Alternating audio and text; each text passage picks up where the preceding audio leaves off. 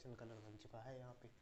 अब यहाँ पर ब्लू को भी ऑन करते हैं गाइस। आप यहाँ पे देख सकते हैं ब्लू कलर कितना अच्छी तरीके से खिल रहा है। ब्लू और ग्रीन का कॉम्बिनेशन यहाँ पर काफ़ी अच्छा लग रहा है और लाइट भी काफ़ी अच्छी है। यहाँ पर आंखों में नहीं चुभ रही है गाइस। यहाँ पर लाइट बहुत अच्छी है और आंखों में भी नहीं चुभ रही है।